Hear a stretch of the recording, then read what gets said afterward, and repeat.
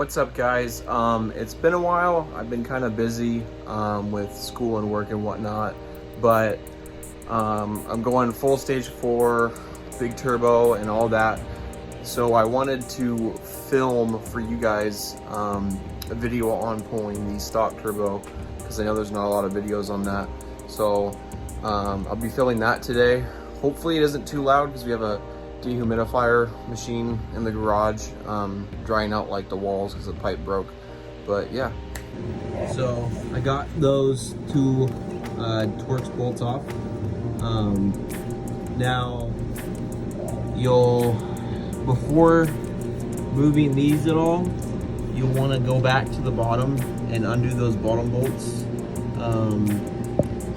Basically, once you undo those bottom bolts, you're free to undo these 4, and you should be able to pull it off and then pull it through this side over here. You can either bend this back or whatever way you had it disconnected. You can even disconnect it from back here.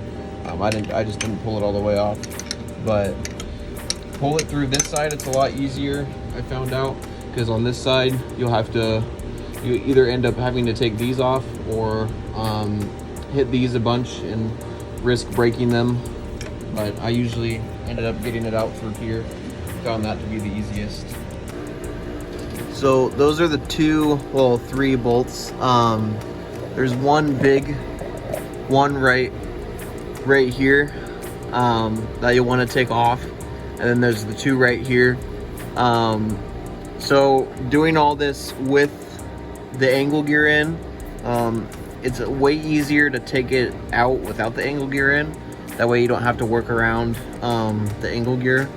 But you can get these either with a smaller socket and then working from back here, or I used some extensions in a swivelly and got it through right here. This, I believe, is a 17, and then these should be either T25s or T30s, something like that. They're pretty universal bolts. And then for the downpipe, I would recommend using PB Blaster and PB blasting it. That way you don't have to fight with bolts that are not coming off or whatever, or break them, because that could be bad too. Obviously these 2 O2s, you'll want to take off this one back here too. Take your downpipe out, or if you don't want to take your downpipe all the way out, you could always push it over when you take the turbo out. I find that it's a little bit easier if you take your downpipe out. It's only a couple more minutes. But yeah, here's some down here. So to reach that bolt, I used a swivelly 17 and then a long extension. You can extend it however you want. It doesn't matter which drive you use. You can also use an impact. I just didn't for video's sake. But you can either use like the little swiveling extension or one of these swivel sockets to get this bolt right up there, the big one. And then you just go like this, put under there, get the bolt, and then you should be able to just get the bolt right out.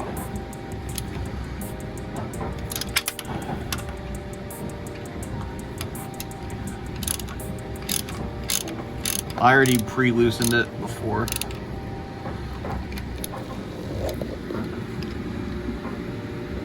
Nice. This is how I'll reach the Torx with this elbow swivelly and long extension. Should be able to just reach those 2 with this.